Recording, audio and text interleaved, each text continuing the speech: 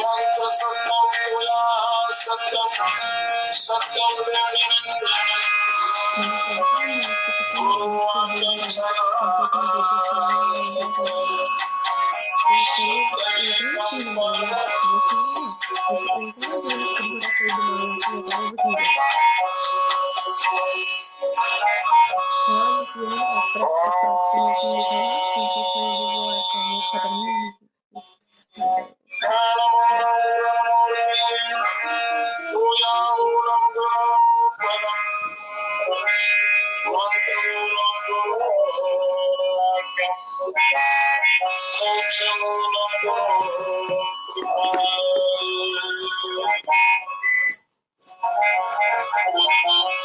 नंदन्तु सर्गा सर्वे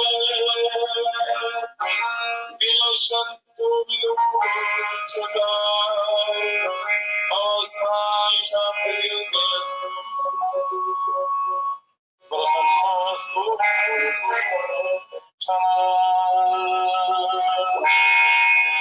नमामि अमरनाथ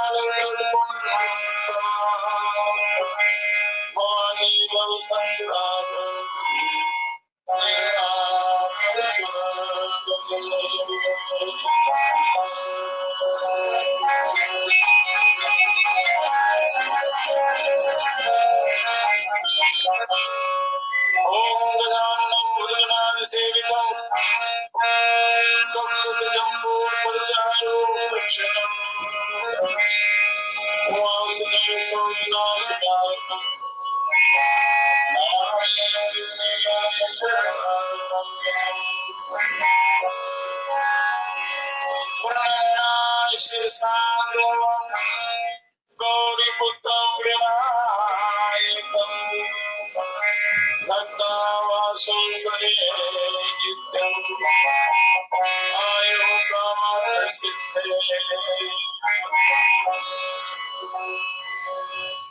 ॐ सर्वमङ्गलमाङ्गल्ये शिवे सर्वार्थसाधिके शरण्ये त्र्यम्बके गौरी नारायण नमोऽस्तुते।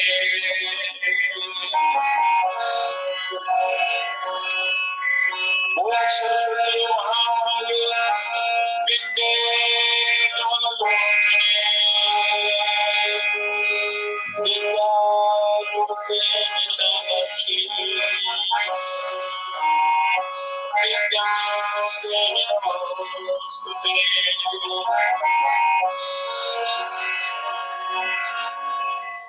या देवी सर्वभूतेषु बुद्धिरूपेण संस्थिता नमस्तस्यै नमस्तस्यै नमस्तस्यै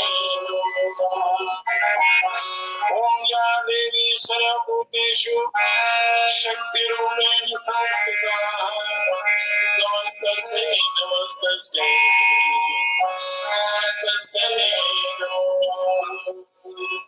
ॐ या देवी सर्वभूतेषु शान्तिरूपेण संस्थिता नमस्तस्यै नमस्तस्यै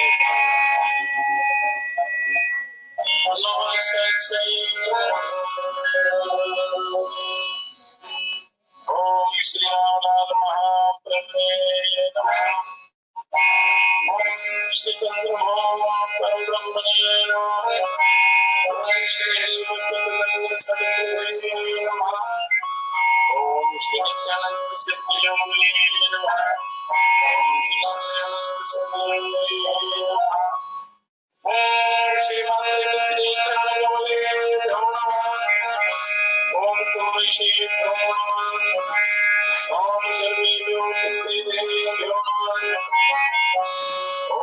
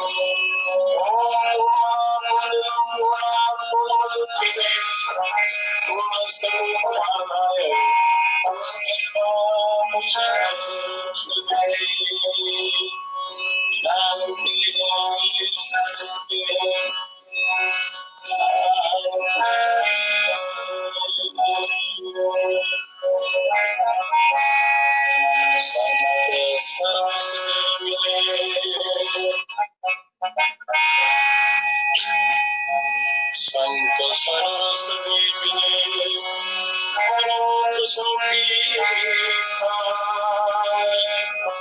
राम दुहाई संत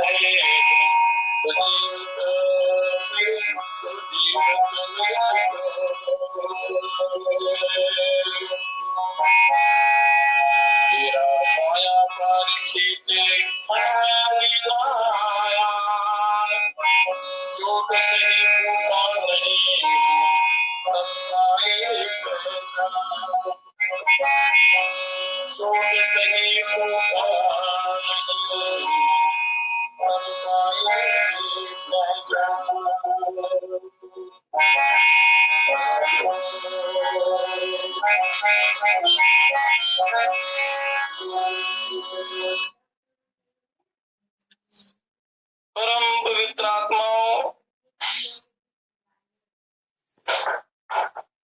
आत्म ज्ञान जिज्ञासु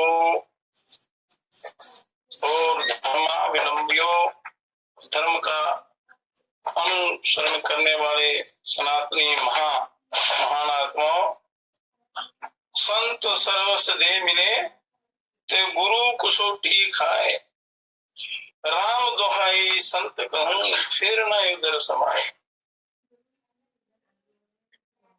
के समर्थ संत सदगुरु को अपना सर्वस्व समर्पण करके उनसे ज्ञान दीक्षा ग्रहण करके और साधना करनी चाहिए, उनसे दीक्षा ग्रहण करनी चाहिए और उनकी सेवा में रहते हुए उनके ज्ञानोपदेश की कसौटी में उतरना चाहिए, उनकी कसौटी में ठहरना चाहिए।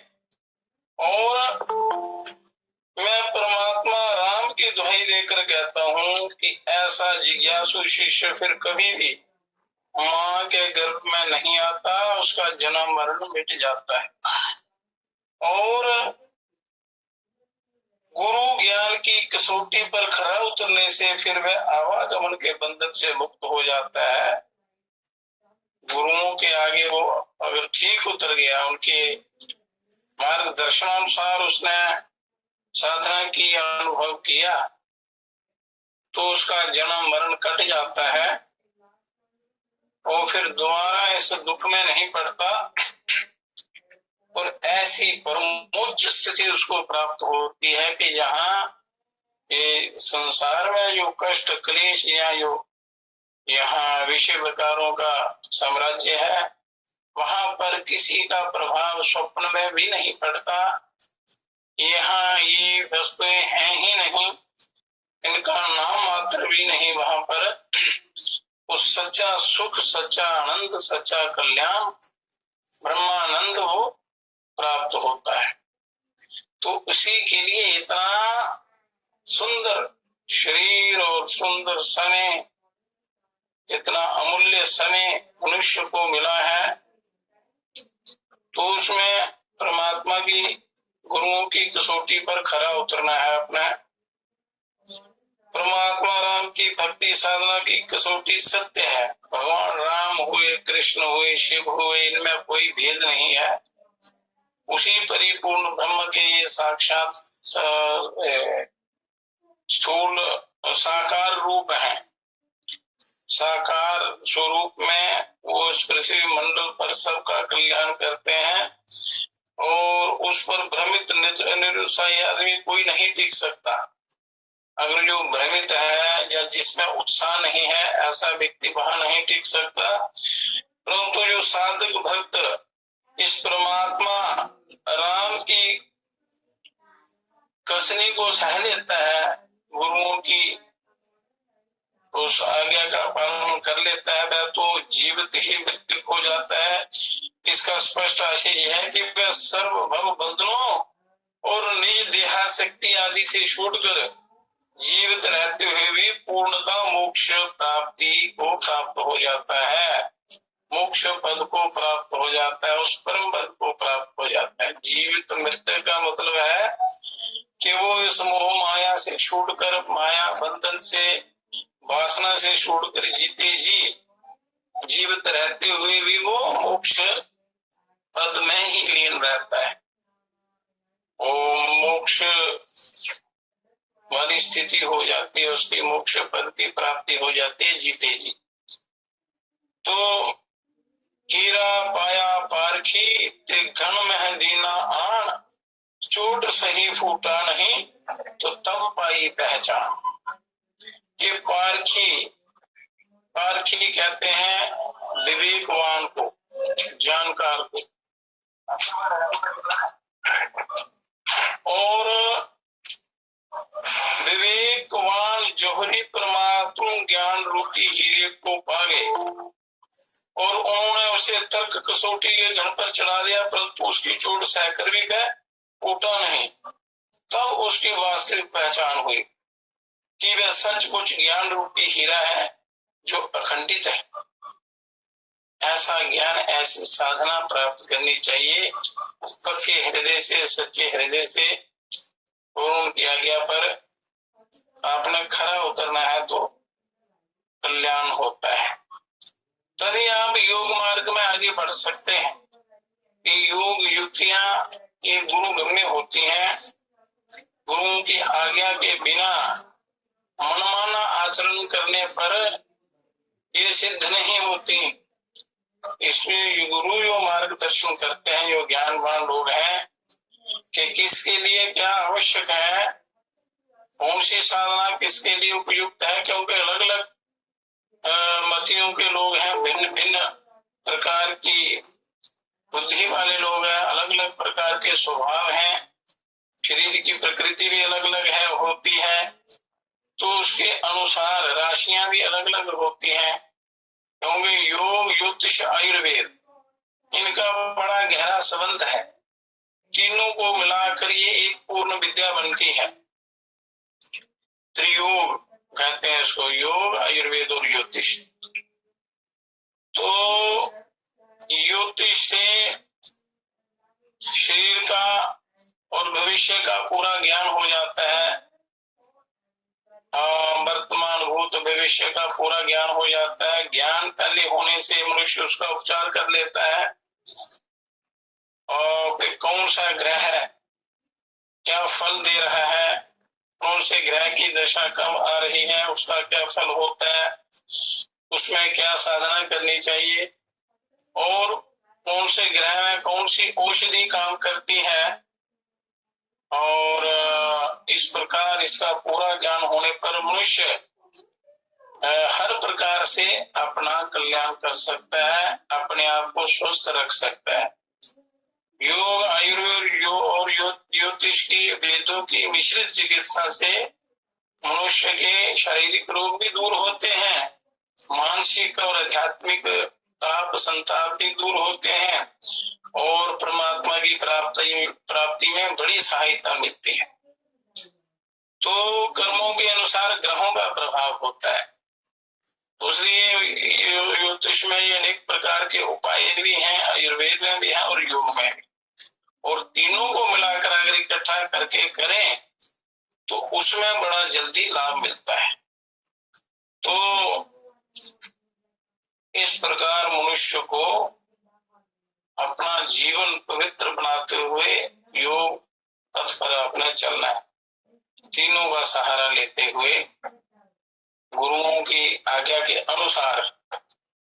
तो सोने और चांदी को परखने के लिए आग में डालने से उन्होंने बताया कि हमारी जाति उत्तम है, परंतु सोना कहता है कि वन में पैदा हुई घुंघची को हमारे साथ तोला यही ठीक नहीं।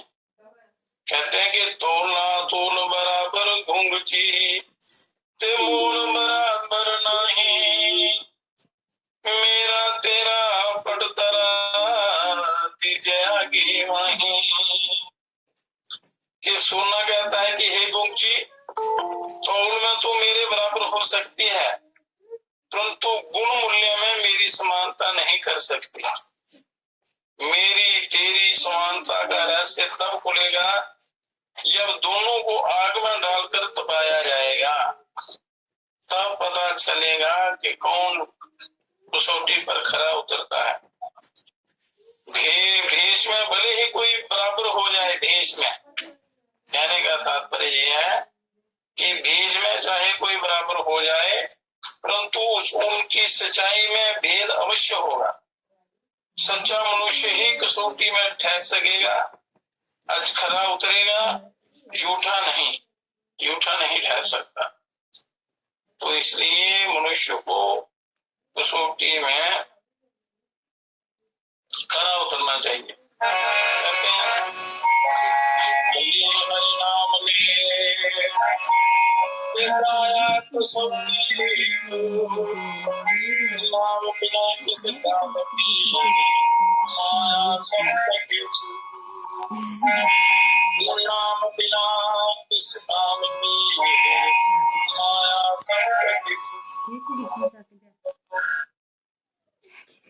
माया विपत्ति भी बहुत अच्छी है जिसके आने से श्री हरि नाम का सुमरण किया जाता है। दुख में सुमरण सब करें, सुख में करे ना कोई, यो सुख में सुमरण करे दुख का ही को। पर ईश्वर का नाम चलता रहे, साधना चलती रहे, ऐसा दुख भी कल्याणकारी है, विपत्ति भी बहुत अच्छी है जो परमात्मा के नाम से जोड़ देती है और उसके सुमरण करने का समय मिल जाता है। शरीर को दुख की कसौटी पर कसा जाता है। परमात्मा के नाम ज्ञान के बिना तो सब माया सुख संपत्ति किस काम की, अर्थात व्यर्थ है। जितना भी संसार का वैभव है तो ईश्वर के नाम के बिना वो सारा व्यर्थ है। इसलिए आपको उस प्रभु का चिंतन हर संभव करना है, जिससे जी परम पवित्र जीवन आपका सफल हो जाए और परम शांति परम सुख मिले। क्योंकि संसार में कोई ना कोई दुख घेरे रहता है, किसी न किसी चिंता में मनुष्य फंसा रहता है। व्यर्थ के झगड़ों में, विवादों में, लड़ाइयों में मनुष्य फंसा रहता है और श्वास रूपी पूंजी को बर्बाद कर देता है। तो कुंडलिनी शक्ति के विषय में कल कथा हुई थी। कुंडलिनी शक्ति, खेचरी मुद्रा, क्योंकि ऐसी युक्तियां हैं जिसके लिए जो युक्ति उपयुक्त हो वो मनुष्य 80 प्रकार करके अपना कल्याण करे। हर व्यक्ति के लिए शास्त्रों में अनेक प्रकार की युक्तियां बताई हैं, जिसके लिए जो सुलभ सरल हो और उपयुक्त हो उसको अपनाकर उस पर गहरा दृढ़ अभ्यास करके मनुष्य सिद्धि प्राप्त कर लेता है, आनंद प्राप्त कर लेता है। एक युक्ति के सिद्ध होने पर अनेक और युक्तियां वो अपने आप थोड़े ही समय में सिद्ध हो जाती। अभ्यास हो जाता है। पर एक वो अच्छी प्रकार ये साधना करनी है। सरल से सरल युक्ति से भी आप अपना कल्याण कर सकते हैं। तो आपका शरीर जिस साधना के योग्य है वो साधना करनी चाहिए। तो धीरे धीरे योग्यता बढ़ती है तो फिर मनुष्य की जो जो करने की जिज्ञासा हो तो वो साधना कर सकते हैं, तो पूर्ण लाभ प्राप्त कर सकते हैं। अब खेचरी मुद्रा का वर्णन कल किया था। वो बड़ी युक्ति और सावधानी से की जाती है, गुरुओं की आज्ञा के अनुसार की जाती है और कोई कुछ विशेष साधना करने वाले ही उसको कर पाते हैं। बाकी शुरुआत कर दें, धीरे धीरे किसी न किसी जन्म में को सिद्धियां प्राप्त हो जाती। पर और कई एक ऐसी अनेक सरल युक्तियां हैं जो साधना करके मनुष्य उस आत्मानंद को प्राप्त कर सकता है। तो जैसे स्वर विज्ञान है, स्वर विज्ञान का पिछले बार वर्णन किया था। तो स्वर, दायां स्वर, बायां स्वर और सरस्वती स्वर, मध्यम स्वर जो चलता है। तीसरा, गंगा जमुना सरस्वती नदियां, इनको गंगा जमुना और सरस्वती नदियां भी कहते हैं। दक्षिण स्वर, वाम स्वर मतलब चंद्र स्वर, सूर्य स्वर, चंद्र नाड़ी, सूर्य नाड़ी और सुषुम्ना नाड़ी, अग्नि, सूर्य चंद्र अग्नि। बायां स्वर सूर्य चंद्र रूपा है और दाहिना सूर्य रूपा है और बीच में अग्नि रूपा। चंद्र, सूर्य और अग्नि, ये तीनों नाड़ियां, ये सूर्य चंद्र और अग्नि इनके अधिपति देवता है। तो इनकी विशेष युक्ति से साधना करने पर ये तीनों सिद्ध हो जाते हैं और परमात्मा का साक्षात्कार करवा देते हैं। तीनों नाड़ियां मूलाधार में मिलती हैं और आज्ञा चक्र में मिलती हैं। तो ये प्रयागराज हुई, नदियों के संगम हुए। तो संगम में स्नान करने का बड़ा भारी महत्व है। जैसे इन नदियों के संगम में लोग जाते हैं, कुंभ पर्व पर जाते हैं या कोई विशेष दिन हो वहां पर जाते हैं और साधारण समय में भी जाते रहते हैं और उसका महत्व बताते हैं, शास्त्रों में लिखा है। पर शरीर रूपी इस नदी में, इस समुद्र में, इस पृथ्वी में, इस नगर में, शरीर रूपी इस ब्रह्मांड में ये तीनों नदियां, गंगा जमुना सरस्वती, ईड़ा पिंगला और सुषुम्ना, तीनों नदियां आज्ञा चक्र में भी मिलती हैं और नाभि के नीचे मूलाधार में भी मिलती है। तो ध्यान करने से वो प्रयागराज में स्नान करने का फल मिलता है, अनंत फल मिलता है अंदर। तो संगम स्नान का फल मिलता है और ध्यान करने से, साधना करने से होता है। तो पहले स्वर विज्ञान की चर्चा हुई थी। कौन से स्वर में क्या काम करना है, क्या खाना है, क्या पीना है, कब भजन करना है, कब यात्रा करनी है, इस प्रकार का क्या। उनके साथ साथ तत्वों का वर्णन भी किया था। तो तत्व, स्वरों का तत्वों से बहुत गहरा संबंध है, जो कि ये योग साधना में हमारी बड़ी सहायता करते हैं, बहुत ही सहायता करते हैं। तो इन चक्रों का, उन तत्वों का वर्णन आगे आएगा, इसलिए उनका संक्षिप्त वर्णन करना बड़ा जरूरी है। लोग, ज्ञान होना चाहिए, हर प्रकार का योग विद्या का ज्ञान मनुष्य को होना चाहिए। पहले श्रवण द्वारा आप अच्छी प्रकार समझ लें कि हमारे लिए क्या क्या परमात्मा ने साधन बनाए हैं आत्म कल्याण के, उनको अच्छी प्रकार सुनकर समझकर फिर कौन सी युक्ति आपको आपके लिए कल्याणकारी है और आपके लिए सरल है तो उसका चुनाव करके उस पर साधना करें। तो तत्व 5 हैं, क्योंकि स्वरों के साथ तत्व भी बहते हैं। तो आकाश तत्व, वायु तत्व, अग्नि तत्व, जल तत्व और पृथ्वी तत्व, ये हर स्वर के साथ चलते हैं। इनका भी चलने का समय निश्चित है। और प्रथम बहते वायुर, द्वितीयं च तथा नला, तृतीयं बहते भूमिश्चतुर्थ वर्णो बहेत। प्रथम वायु तत्व बहता है पहले, और फिर अग्नि तत्व बहता है, तीसरा भूमि तत्व बहता है, और चौथा वरुण जल तत्व बहता है, और पांचवा आकाश तत्व बहता है।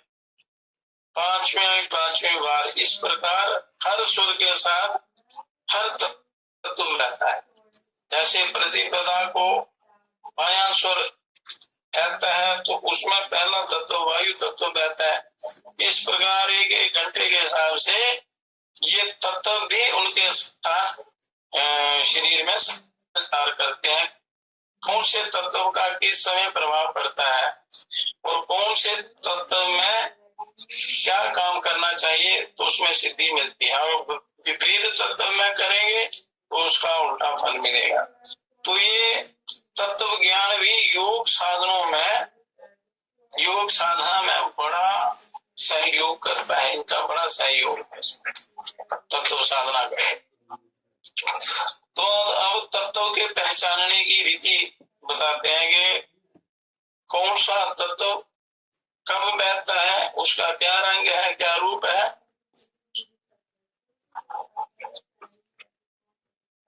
उसका अनुभव कैसे किया जाता है।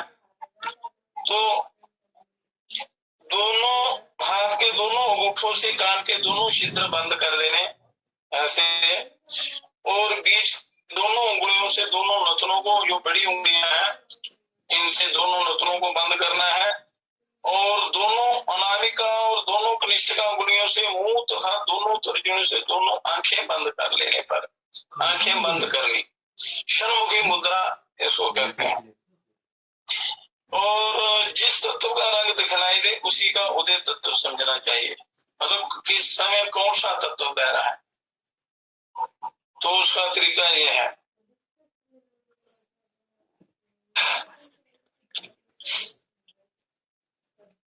ऐसे दबाकर और यहाँ भ्रुकुटी में देखना कौन सा रंग है, पीला रंग है, लाल है, नीला है। तो हर तत्व का अलग अलग रंग है। जो रंग दिखाई दे उस समय समझना वही तत्व चल रहा है। या दूसरा तरीका है कि शीशे पर जोर से श्वास मारने पर और उसकी भाप से दर्पण पर जिस तत्व के चिन्ह बने उसी तत्व का उदय समझना चाहिए। और जैसे पृथ्वी का पीला है, इस प्रकार अग्नि का लाल है, और वायु का नीला है, इस प्रकार इन तत्वों को पहचाना जा सकता है। और तीसरा, जैसा मुंह का स्वाद हो उससे उसी तत्व का उदय समझना चाहिए। शांति से बैठकर श्वास लें, चौथा तरीका है। शांति से बैठकर गहरा श्वास लेना, फिर देखेंगे जिस तत्व के अनुसार श्वास की गति हो और जिस तत्व के अनुसार श्वास का परिमाण हो उस तत्व का उदय समझना चाहिए। तो आगे इन तत्वों की व्याख्या करते हैं। तत्वों को साधन की विधि, क्योंकि धीरे धीरे एक एक करके हर तत्व की साधना करनी है। तत्व को साधना है, तत्व पर विजय प्राप्त करनी है आपने। क्योंकि यार 5 तत्वों पर विजय प्राप्त कर लेंगे तो कोई भी तत्व आपके जीवन में विघ्न नहीं डालेगा, किसी प्रकार का विघ्न नहीं आएगा। और आत्मज्ञान की प्राप्ति में बड़ी सहायता मिलेगी। और ये साधना धीरे धीरे धीरे सारी साधनाएं करनी चाहिए। धीरे धीरे बहुत समय होता है मनुष्य के पास, क्योंकि व्यर्थ की बातों में, व्यर्थ की चर्चाओं में, व्यर्थ के झंझटों में हम अपना समय बर्बाद करते हैं। और यदि ये वही समय हम यदि अपने कल्याण में लगाएं, अपनी ज्ञान प्राप्ति में लगाएं, तो जीवन ही सफल हो जाए। और व्यर्थ का कोई भी वार्तालाप नहीं करना चाहिए। व्यर्थ की, हम व्यर्थ का बोलना बिना मतलब का और शास्त्रों के विरुद्ध जो भी बोले उचित बोले, ज्ञान युक्त शब्द बोले, प्रभावशाली शब्द बोले, गंभीर रहें और मन की चंचलता को रोकने का अभ्यास करें। तो पृथ्वी, जल, अग्नि, वायु, आकाश, इस क्रम से एक एक तत्व का साधन करना चाहिए। पहले पृथ्वी का, फिर जल का, फिर अग्नि का, फिर वायु का, फिर आकाश। इनका क्रम है। क्रम से साधना करेंगे तो बिगड़ नहीं पड़ेगा।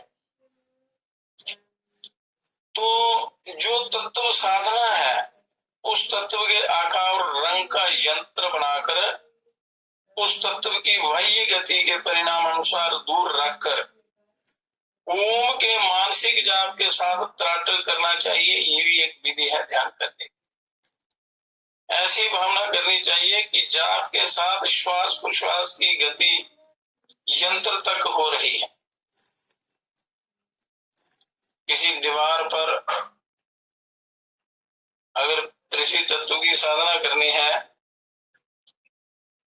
तो 1 इंच चौड़ा, 1 इंच लंबा स्वर्ण, पीतल अथवा पीले कागज का चतुष्कोण यंत्र, चौरस यंत्र बनाकर चंद्र स्वर के पृथ्वी तत्व के उदय काल में नासिका के अग्रभाग से 16-12 अंगुल दूर रखकर ओम के मानसिक जाप के साथ त्राटक करना चाहिए।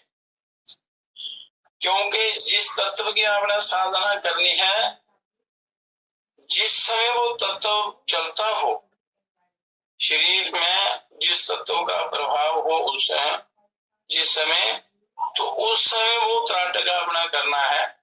ये सभी कर सकते हैं, गृहस्थी लोग भी कर सकते हैं। सरल साधना है, इससे ध्यान भी लगता है, आत्मा की तरफ मनुष्य चलता है, आनंद की प्राप्ति होती है और शरीर स्वस्थ रहता है।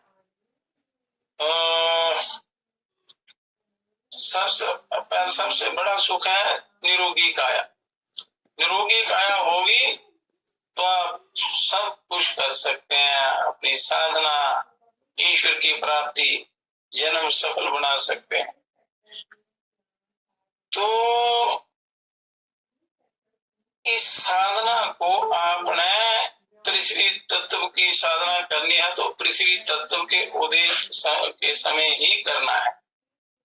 जब पृथ्वी तत्व उदय हो उस समय बैठकर उतनी देर आप त्राटक कर ले, ध्यान कर ले, तो इसका समय भी निश्चित होता है चलने। तो दीवार पर जहां आपने बैठना है, चौकड़ी मारकर बराबर इसके भ्रकुटी के बराबर दीवार पर 4 चौरस पीतल का, तांबे, पीतल का, सोने का या कागज का एक टुकड़ा लगा के, या चौरस 1 इंच चौड़ा लंबा,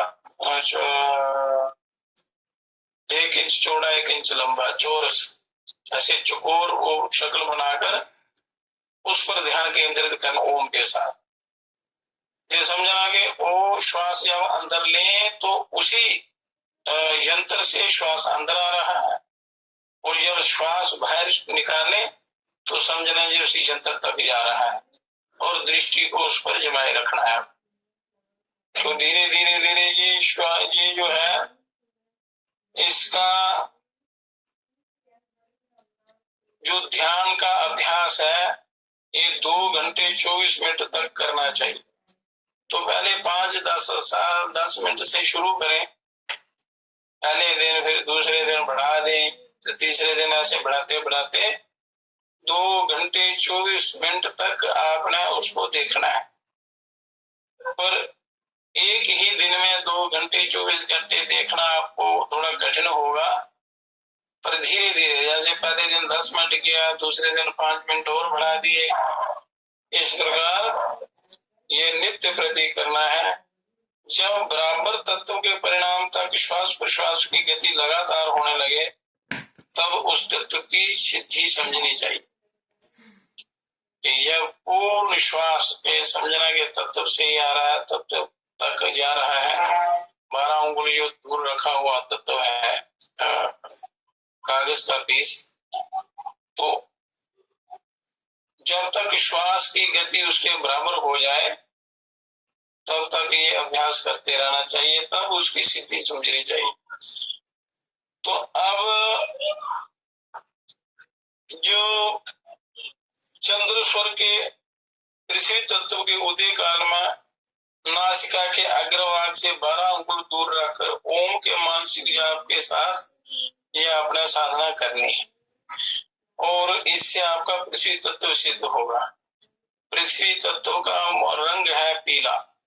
अब आ गया जल तत्व। तो जल तत्व चांदी या कांसे का अर्धवृत्ताकार, जैसे चंद्रमा अर्ध चंद्रमा होता है, उस प्रकार इस यंत्र का लंबा और चौड़ा कि पृथ्वी तत्व के चतुष्कोण यंत्र के मध्य में आ सके, इतना बनाना कि जो पृथ्वी तत्व का अपना चौकोर शक्ल बनाई है, उसके बीच में ये अर्ध चंद्रकार बन जाए। और चंद्र स्वर के जल तत्व के उदय के समय जब वायु स्वर चल रहा हो और जल तत्व का उदय हो, जल तत्व उस समय स्वर के साथ चल रहा हो, उस समय नासाग्र भाग से 16 अंगुल दूर वो यंत्र रखना है आपने, और रखकर फिर ओम के जाप के साथ आपने त्राट करना है। ये भी ध्यान के लिए बहुत ही उपयुक्त है। चित्त एकाग्र होता है, शरीर तेजस्वी होता है, मन को शांति मिलती है, चित्त की चंचलता समाप्त होती है, मन परमात्मा में लगता है। ये योगिक षटकर्मों में ये विधियां बताई गई हैं शरीर शुद्धि की, उनमें त्राटक भी आता है। तो ये त्राटक की विधियां, ये बाह्य त्राटक है, ये बाहरी त्राटक है। त्राटक सूर्य चंद्रमा पर, तारों पर, या किसी मूर्ति पर, देवताओं की मूर्ति पर, गुरुओं की मूर्ति पर, ज्योति पर, ये ज्योति पर प्रकाश, दीपक की लौ पर जो दीपक जलता है जब, तो उसकी वायु रहित स्थान में उसको रखना, जहाँ हवा ना चलती हो, वो दीपक हिले डुले नहीं, और उस ज्योति को एक टका आपने देखना है। तो ये बाह्य त्राटक। फिर आभ्यंतरिक त्राटक, जैसे किसी चक्र में आपने ध्यान करना है, हृदय में ध्यान करो, विशुद्धि चक्र में करो, आज्ञा चक्र में करो, मूलाधार में करो, सहस्रार बिंद में करो, किसी एक चक्र में आपने ध्यान करना है शरीर के अंदर, उसको आभ्यंतरिक त्राटक कहते हैं। तो बाह्य त्राटक करते करते मनुष्य अंदर के त्राटक की तरफ जाता है, और ये आभ्यंतरिक त्राटक होता है तो ये सारे चक्र खुल जाते हैं और बड़ा अनुभव होता है एक प्रकार का। तो ये जल तत्व, इसका श्वेत रंग है। अब जल तत्व की दूरी अपने भ्रुकुटी से 16 अंगुल रखनी है। अब अग्नि तत्व का साधन कैसे करना है? तांबे या मूंगे का त्रिकोणाकार यंत्र इतना लंबा चौड़ा लें कि जल तत्व के जो अर्धवृत्ताकार चंद्रमा है उसके बीच में वो त्रिकोण बन जाए, और चंद्रस्वर के अग्नि तत्व के उदय काल में जब बायां स्वर चल रहा हो और अग्नि तत्व उदय हो, तो 4 उदय काल में 4 उंगल नासिका अग्रभाग से दूर रखकर त्राटक करना चाहिए। ओम के जाप के साथ उस त्राटक की विधि अनुसार जाप करना चाहिए, ध्यान करना चाहिए। तो इससे आपके अग्नि तत्व पर विजय प्राप्त हो जाएगी।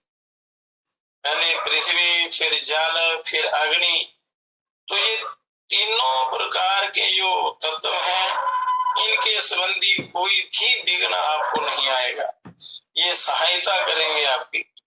अब आगे आ गया चौथा वायु तत्व। वायु तत्व यो नीला, इस तत्व का रंग नीला है, तो स्वच्छ नीला थोथा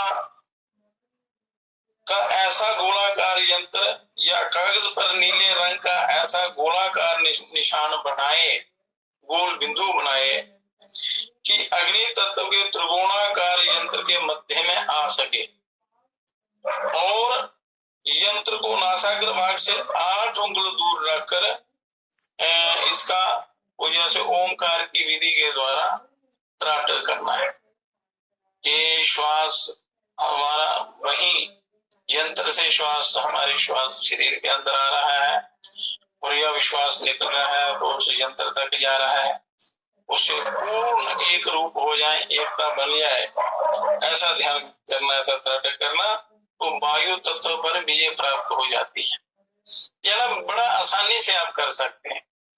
तो इसमें इनसे संबंधित जो रोग हैं वो कभी आपको नहीं होंगे, कभी भी नहीं।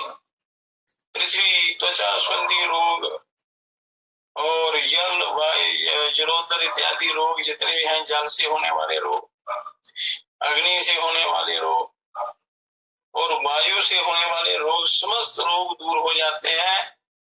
तत्वों पर विजय प्राप्त होती है और ये तत्व कहीं भी किसी भी लोक में आपका अनिष्ट नहीं कर सकते, विघ्न नहीं बन सकते आपके लिए।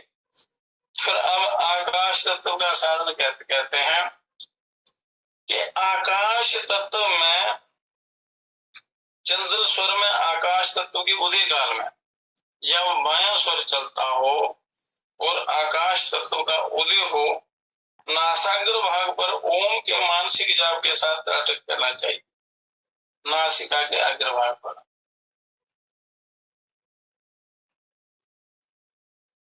आंखें आदि खुली हुई, आदि बंद, अर्धोन्मिलित आंखें रखकर नासिका के अग्रभाग पर ध्यान जमाना ओम के साथ। और तो इससे आकाश तत्व पर विजय प्राप्त होती है। तो धीरे धीरे धीरे धीरे हर तत्व को आपने जीतना है और इसमें जल्दबाजी नहीं करनी है, युक्ति से गुरुओं के से सीख कर ये आप कर सकते हैं। तो इसकी बाकी योग साधना में काफी सहायता मिलती है इनसे। और सुषुम्ना नाड़ी जो रीढ़ की हड्डी के अंदर बहती है, वहां उसका निवास है और जो कुंडली शक्ति को ब्रह्मरंध्र तक ले जाती है, उसका मार्ग है सुषुम्ना नाड़ी। तो सुषुम्ना नाड़ी सर्वश्रेष्ठ है सारी नाड़ियों में। 72 करोड़ नाड़ियां हैं, फिर 72,000 हैं, उनमें 72 नाड़ियां हैं, उनमें भी 10 प्रधान है और उनमें ये 3 है, ईड़ा, पिंगला, सुषुम्ना। तो उनमें सुषुम्ना जो नाड़ी है वो सबसे सर्वश्रेष्ठ है। जो मेरुदंड के भीतर सूक्ष्म नली के सदृश चली गई है ब्रह्मरंध्र तक, जो उस कुंडली का मार्ग है ईश्वर की, ब्रह्म मार्ग, ब्रह्म पथ, वो सुषुम्ना के द्वारा आदमी उसमें जाता है और परम ब्रह्म परमात्मा को प्राप्त हो जाता है। तो सुषुम्ना के अंतर्गत सुषुम्ना जो नाड़ी है रीढ़ की हड्डी के अंदर, उसके भी अंदर और कई नाड़ियां हैं। सुषुम्ना के भीतर एक वज्रा नाड़ी है, वज्रा नाड़ी के अंदर चित्रनी नाड़ी है और चित्रनी के मध्य में ब्रह्म नाड़ी है। ब्रह्म नाड़ी है जो ब्रह्म लोक में ले जाती है, ऊर्ध्वगमन करती है। जो ये सब नाड़ियां मकड़ी के जाले जैसी अति सूक्ष्म है, बहुत ही सूक्ष्म है, ध्यान करने पर इनका अनुभव होता है। ऐसे ये सूक्ष्म दर्शी से भी नहीं दिखाई देती और किसी भी यंत्र से इनको आप नहीं देख सकते, सिवा अनुभव के, सिवा ध्यान के आप इनको नहीं देख सकते, क्योंकि ये अति सूक्ष्म है। तो जिनका ज्ञान केवल योगियों को ही हो सकता है और किसी को नहीं, जो योग साधना करने वाले।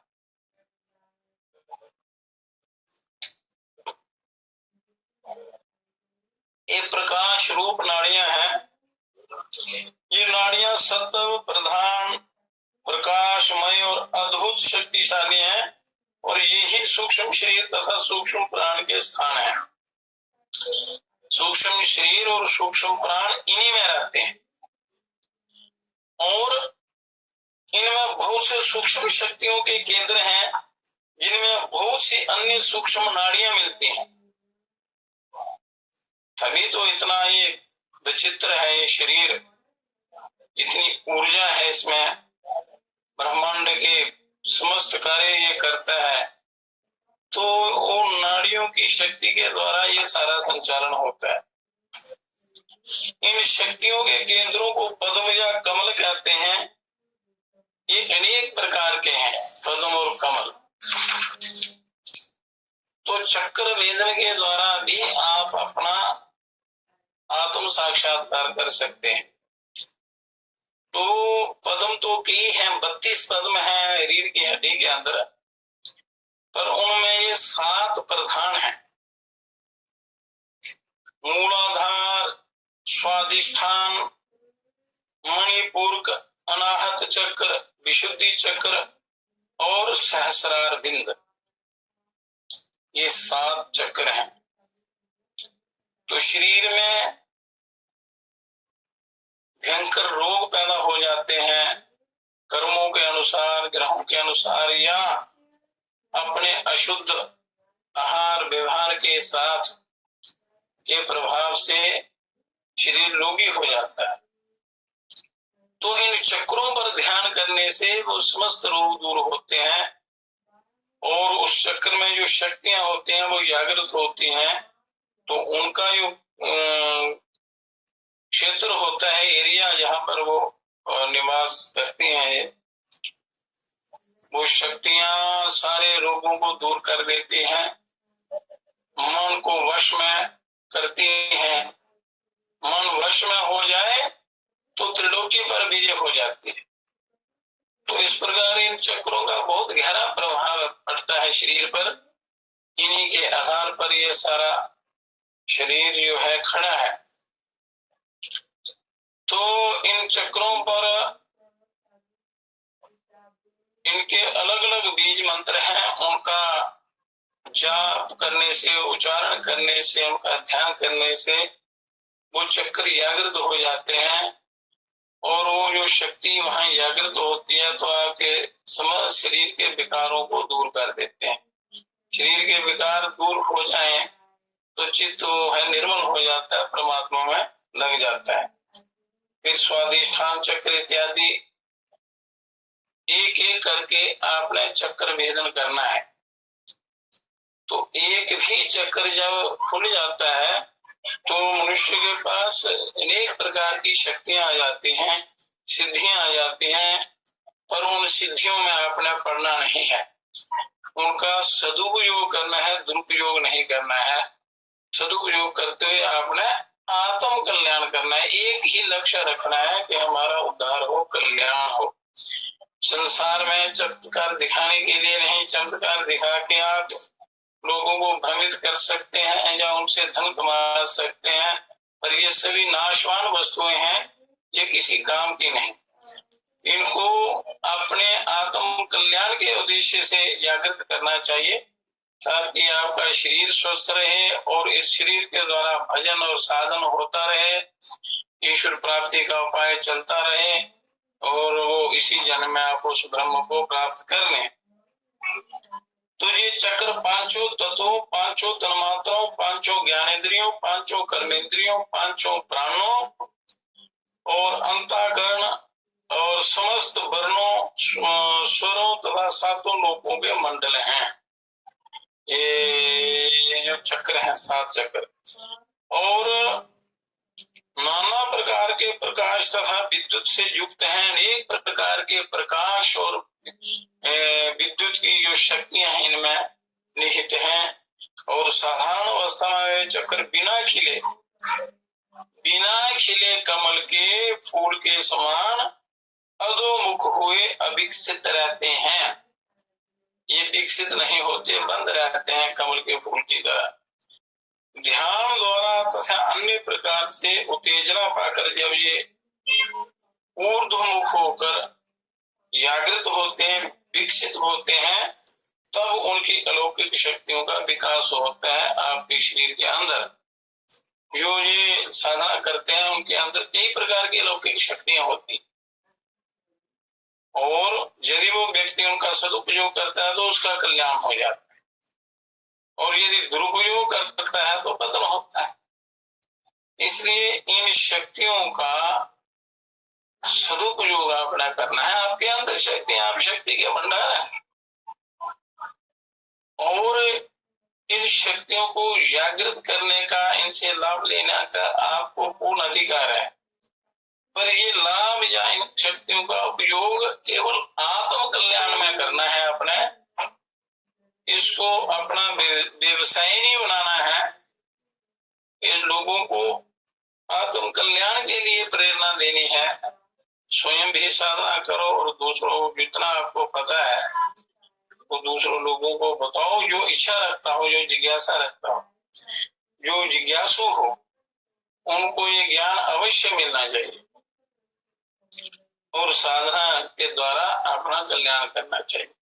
तो हर चक्र में नाना प्रकार की अद्भुत शक्तियां हैं। तो जो व्यक्ति साधना करता है उसको ये अनुभव होता है, और उसका ये जीवन आनंदित हो जाता है, हर पल आनंदित हो जाता है, सफल हो जाता है, पूरा लाभ उसको हर पल का मिलता है। तांत्रिक या हठ योग के ग्रंथों में प्राय इनका बड़ा वर्णन आता है, और इनका दुरुपयोग कदापि नहीं करना चाहिए। बुरा उद्देश्य लेकर इनकी साधना कभी नहीं करनी चाहिए। तो इन चक्रों का राजयोग से बड़ा संबंध है, और जो आत्मोन्नति चाहने वालों को इसका अभ्यास करना चाहिए, और इनकी सिद्धियों की तरफ ध्यान नहीं देना है। जो आत्म कल्याणकारी लोग, जो आत्मानंद की प्राप्ति चाहते हैं, अपना जीवन सफल बनाना चाहते हैं, अपने आप को ब्रह्म के साथ एक करना चाहते हैं, जन्म मरण के चक्र से छूटना चाहते हैं, तो उनका इन चक्रों को का प्रयोग केवल आत्मोद्धार के लिए करना है। क्योंकि ये केंद्र जो है शक्तियों से भरे पड़े, अगर ये जागृत हो जाए तो आप में बहुत बड़ी सामर्थ्य आ जाए, और उस सामर्थ्य का, उन शक्तियों का, अष्ट सिद्धि नवनिधियों का दुरुपयोग नहीं करना है। इसलिए ये बड़ी आसानी से जागृत नहीं होते। कोई बड़ा जो जिज्ञासु होता है और गुरुओं से ज्ञान प्राप्त करके साधना करता है तो ये सिद्धियां मिलती हैं, पर हैं बड़े काम की, कल्याण की।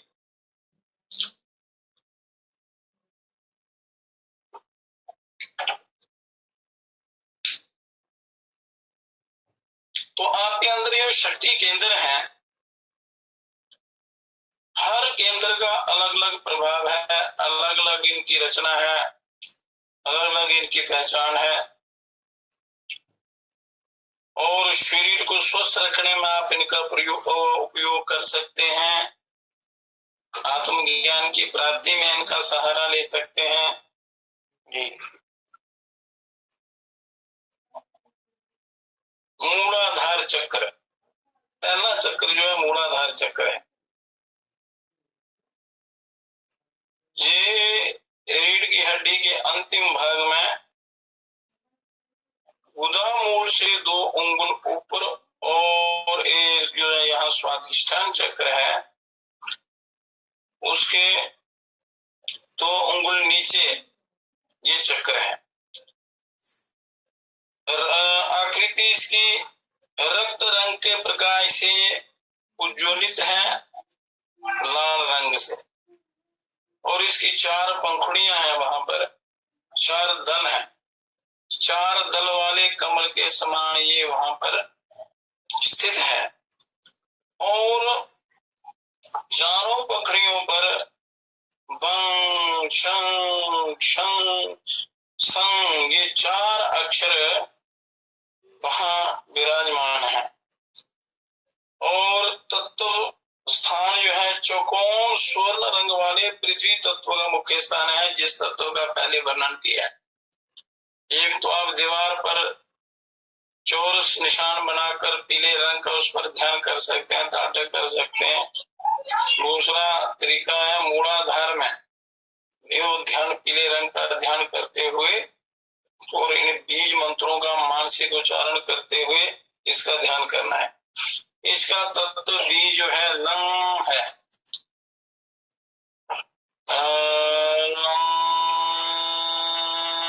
ऐसे अगर उच्चारण करेंगे आप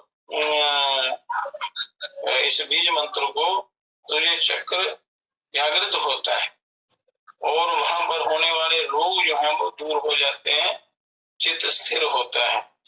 और इस तत्व की गति ऐरावत हाथी के समान सामने की ओर है, ये सामने की ओर बहता है तत्व।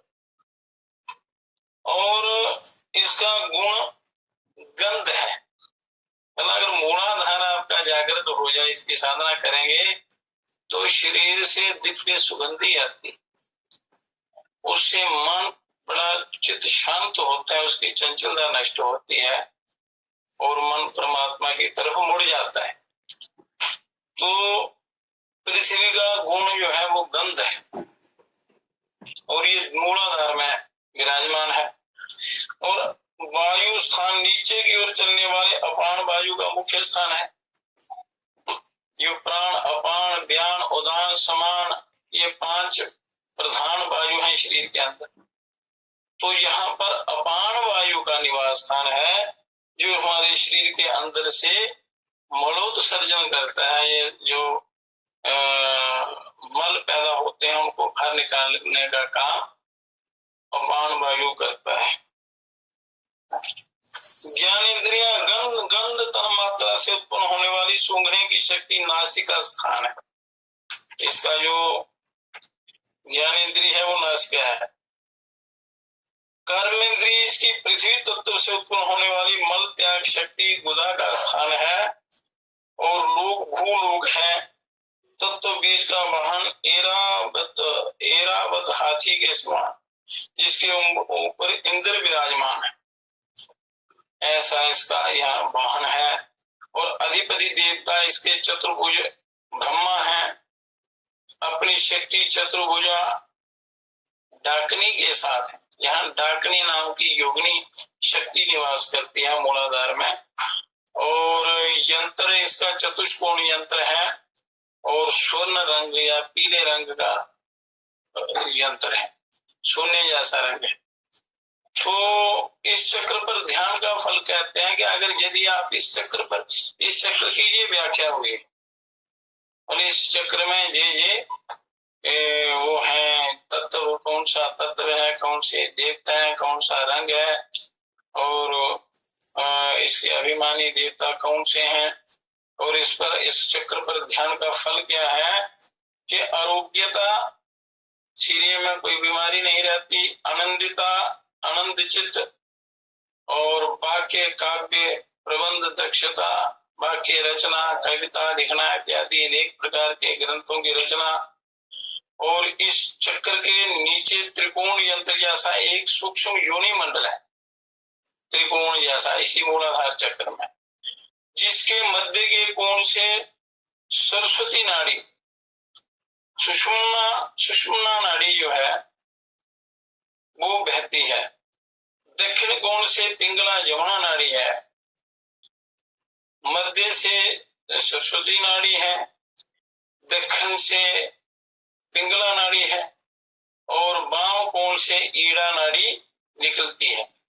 ईड़ा, पिंगला, सरस्वती, गंगा, जमुना, सरस्वती, और इसलिए इसको मुक्त त्रिवेणी भी कहते हैं।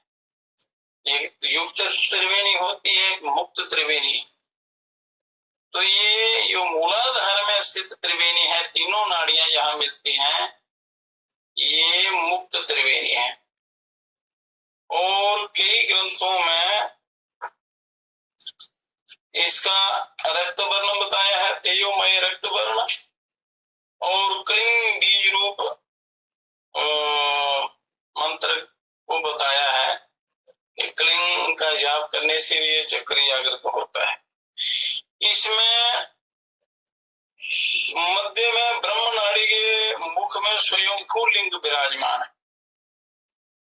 और इसमें कुंडली शक्ति 3.5 कुंडल में लिपटी हुई है स्वयंभू लिंग के चारों ओर। शंख के आवर्तन के समान है, जैसे शंख में चक्र रहते हैं गोल गोल। कुंडली शक्ति का वर्णन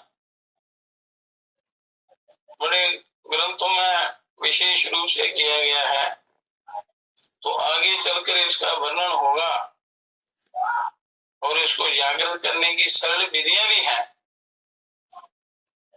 तो ज्ञान हर प्रकार का प्राप्त कर लेना चाहिए। शास्त्रों में जितने भी विधियां योग हैं, और उनमें अभ्यास जो है अपनी सामर्थ्य और शक्ति के अनुसार जो आपके लिए उपयुक्त हो, वो भी गुरुओं की आज्ञा के अनुसार वो करने से उसमें हानि नहीं होती। तो मूल शक्ति अर्थात कुंडलिनी शक्ति का आधार होने से इस चक्र को मूलाधार कहते हैं। यहाँ कुंडली निवास करती है, तो इस चक्र पर ध्यान करने से महामारी कुंडलिनी शक्ति भी जागृत होती और ये सुषुम्ना का द्वार खुल जाता है, तो ये ऊपर सहस्रार बिंद में अपने परम प्रभु शिव से मिलते हैं, जीव का उद्धार कर देते हैं। अब ये हो गया पहला चक्र। तो इस प्रकार इसको अच्छी प्रकार जानकर थोड़ा यदि कोई अभ्यास करता है तो उसका ध्यान परमात्मा में लगता है और इनसे होने वाले लाभ को प्राप्त करता है। अब दूसरा चक्र आ गया स्वादिष्ठान चक्र। मूलाधार चक्र से 2 उंगल ऊपर पेंडू के नाभि के से नीचे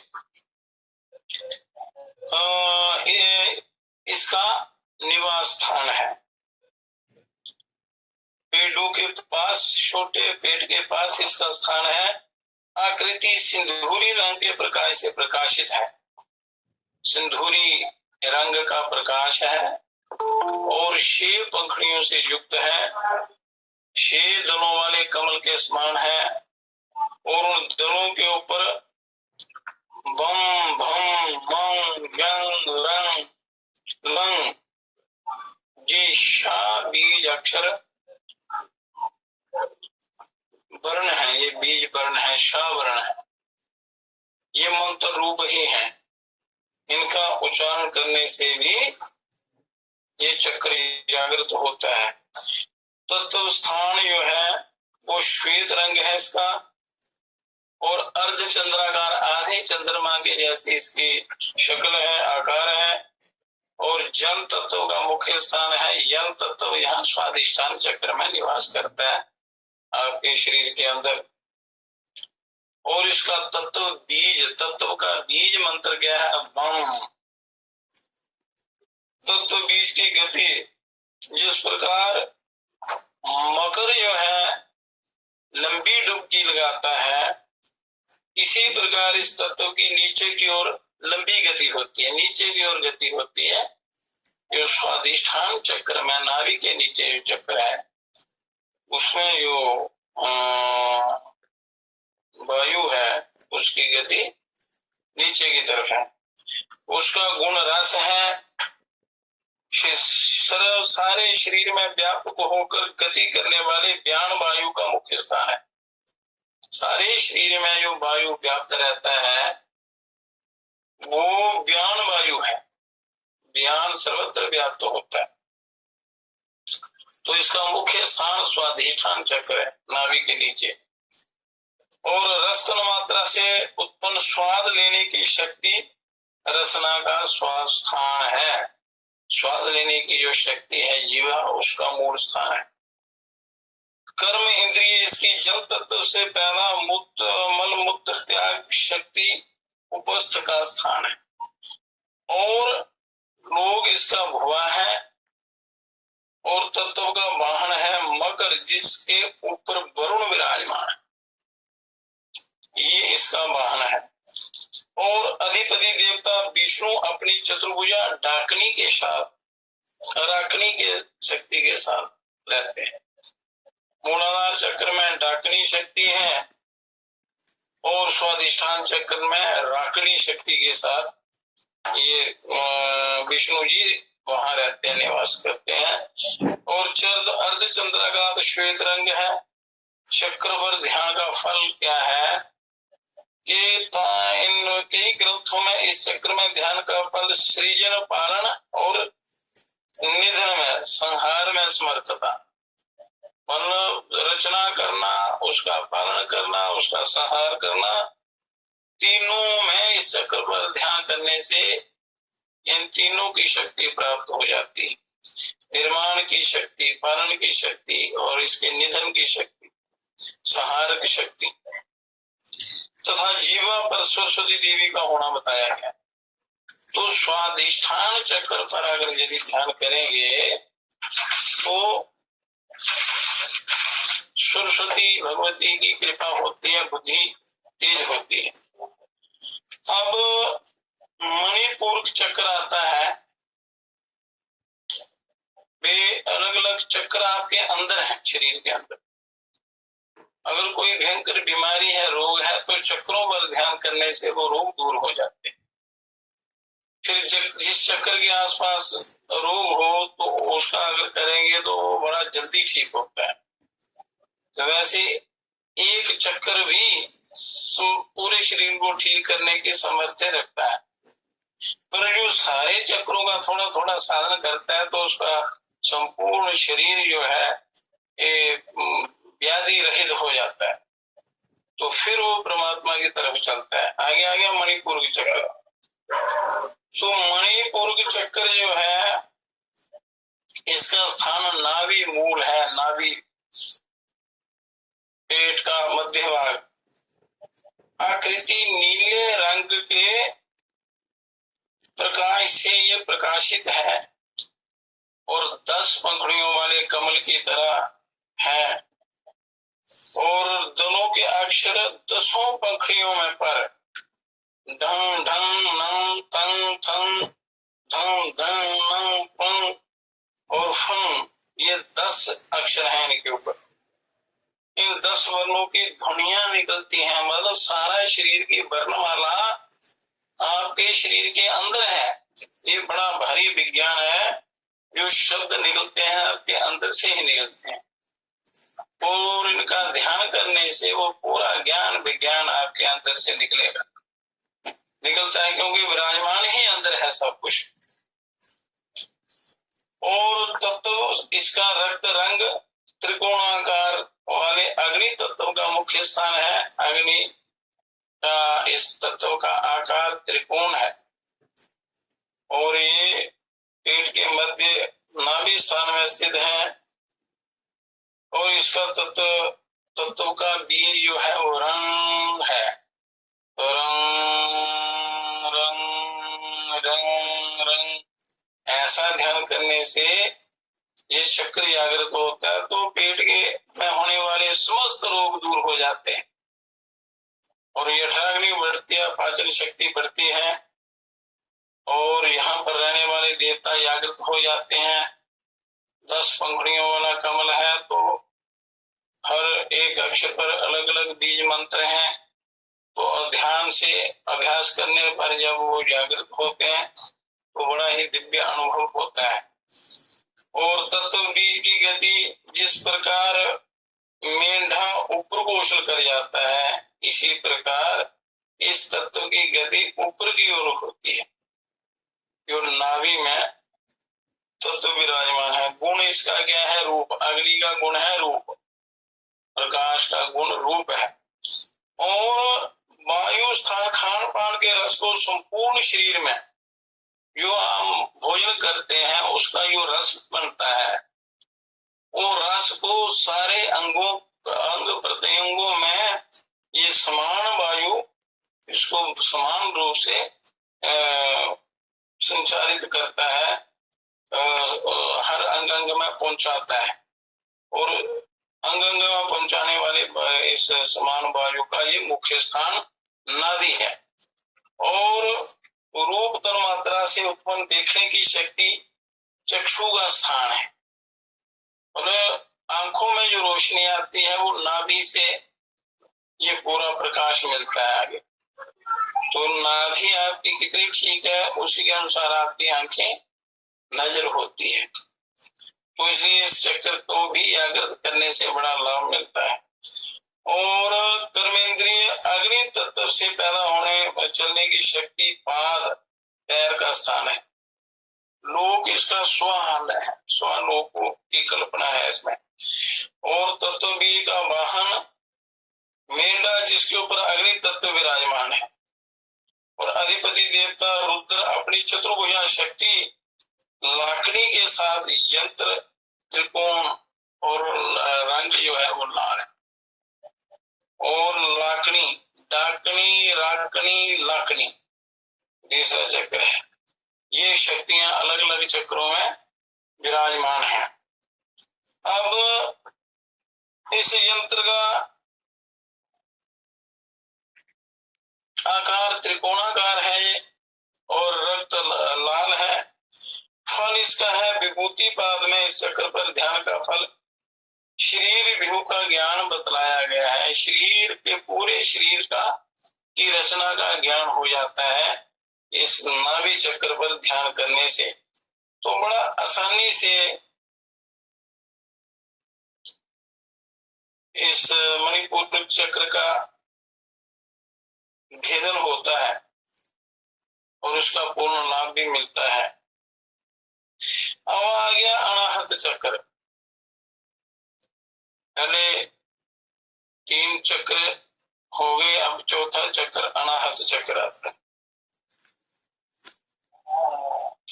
मूलाधार, स्वाधिष्ठान, मणिपुर और अनाहत चक्र। अनाहत चक्र स्थान जो है इसका हृदय के पास है। ये स्थान है इसका अनाहत चक्र का। आकृति सिंदूरी रंग के प्रकाश से प्रकाशित है और 12 पंखड़ी वाले दलों के समान है। 12 पंखड़ी वाले कमल दलों के समान है। और इन दलों के अक्षर हैं, हर पंखड़ी पर एक एक कोई इनका बीज अक्षर है। वो है कंग खंग गंग घंग मंग चंग शंग जंग झंग यंग टम थम। ये 12 अक्षर हैं, 12 वर्ण हैं। और तत्व स्थान इनका धूम्र रंग है। षटकोणाकार वायु तत्व का मुख्य स्थान है। षटकोणाकार आकार का यंत्र है और वायु तत्व का ये मुख्य स्थान है।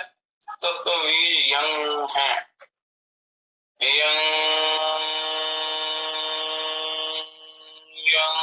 ऐसा करेंगे तो हृदय में होने वाले किसी भी प्रकार का रोग नहीं होगा और यकृत में होने वाले रोग भी नहीं होंगे।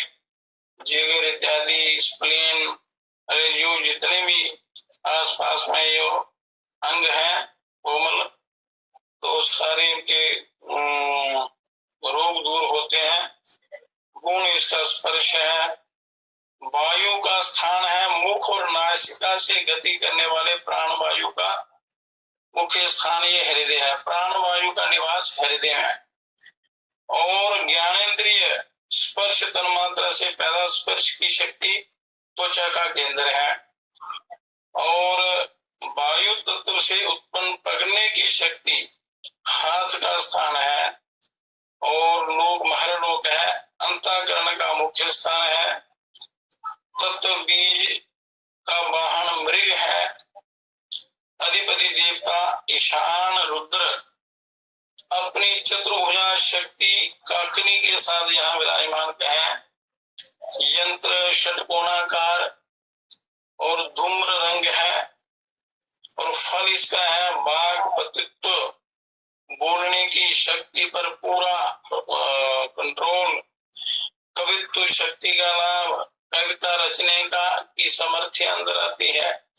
जितेंद्रिय मनुष्य जितेंद्रिय होता है, और अनेक प्रकार के होने वाले रोग जो है वो दूर होते हैं। और इस स्थान में पैदा होने वाली अनाहत ध्वनि होती, अनाहत नाद दहर में जाके आत्मानंद में सभी दुख भागे। अनाहत नाद दहर में, कि मेरे हृदय में अनाहत ध्वनि का नाद जो है वो प्रकट हो, और अनाहत ध्वनि सदा ही वहां चलती रहती है, और अनाहत ध्वनि ही सदा शिव है। और त्रिगुणमय ओमकार इसी स्थान में व्यक्त होता है। ओमकार जो है इसी स्थान में निवास करता है। और शब्दम ब्रह्मेति तम प्राह साक्षात् देवः सदा शिवः अनाहतेषु चक्रेषु सशब्दा परिकीर्तिते। जिसको शब्द ब्रह्म कहते हैं वही साक्षात सदाशिव है। ये ओम का, ओम ही सदाशिव है, और वही शब्द अनाहत चक्र में है। इसका वर्णन यहाँ किया है कि वो सदाशिव ही है, वो शब्द ब्रह्म है, वो इस चक्र में ही है। कहीं कहीं इस चक्र के समीप 8 दलों का एक निम्न मनस चक्र बतलाया जाता है, और स्त्रियों तथा भक्ति भाव वालों को ध्यान करने के लिए अनाहत चक्र अच्छा उपयुक्त स्थान है। जो खासकर ये अनाहत चक्र, हृदय चक्र जो है, ये ध्यान के लिए सर्वश्रेष्ठ है।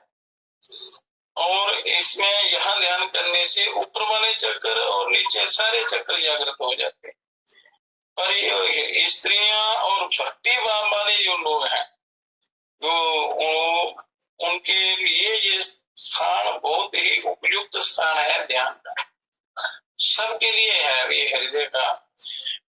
इसका स्थान कंठ, अब इसमें ध्यान करने से जिगर के रोग, फेफड़ों के रोग, अनेक प्रकार के रोग जो दूर होते हैं, और इस शरीर में होने वाले समस्त रोग अनाहत चक्र में ध्यान करने से दूर होते हैं। अब आ गया विशुद्धि चक्र, कंठ देश। ये विशुद्धि चक्र है, गले के नीचे जो कंठ कूप है, ये विशुद्धि चक्र है। तो इसका वर्णन अब अनाहत चक्र तक वर्णन किया है। बाकी विशुद्धि चक्र और आज्ञा चक्र और सहस्रार बिंद चक्र का ये वर्णन कल करेंगे। तो इन चक्रों का भेदन भी इस उद्देश्य से करना चाहिए कि मुझे आत्मज्ञान की प्राप्ति हो, परमात्मा में मेरा मन लगे, शरीर के जो विकार हैं उनका मेरे पर प्रभाव ना पड़े। तो चक्रों के जागृत करने से क्या होता है कि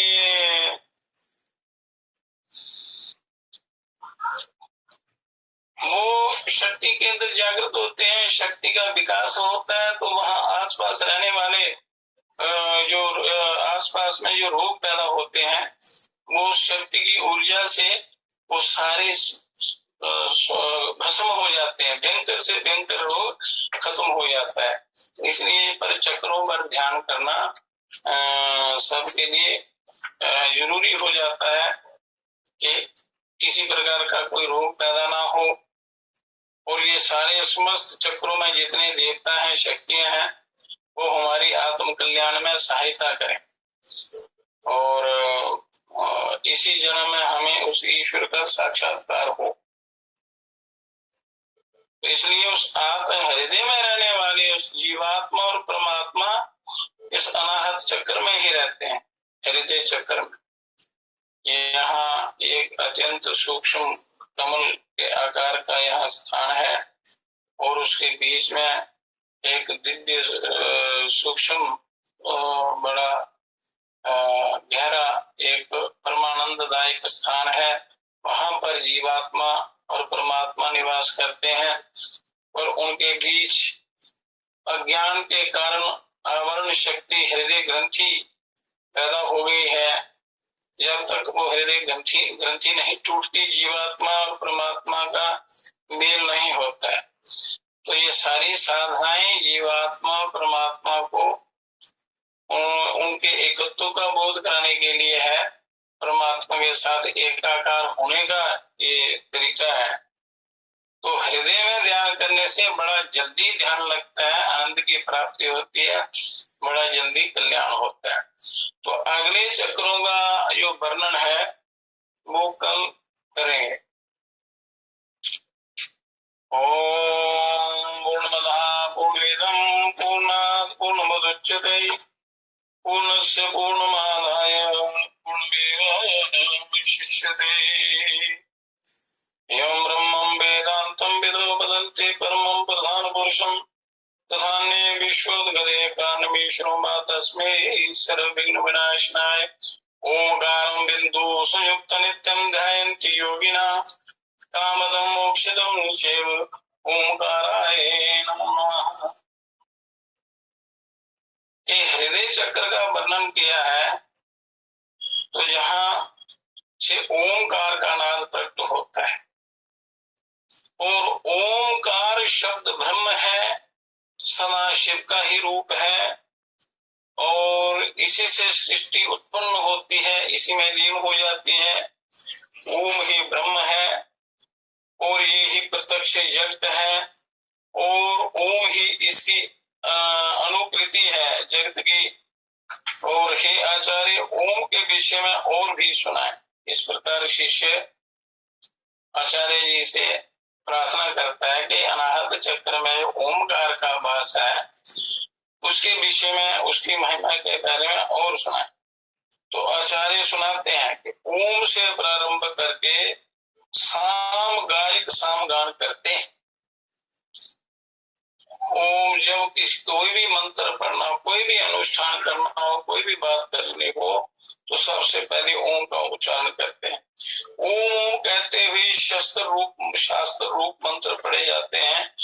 ओम से ही अधर्मयु प्रतिगर मंत्रों का उच्चारण करता है। ओम कहकर अग्निहोत्र आरंभ किया जाता है और अध्ययन के समय ओम ब्राह्मण ओम कहकर ओम ब्रह्म को प्राप्त करने की बात करता है और ओम द्वारा वह ब्रह्म को प्राप्त करता है। इसलिए हृदय में स्थित ओम के नाद का बहुत बड़ा भारी महत्व है।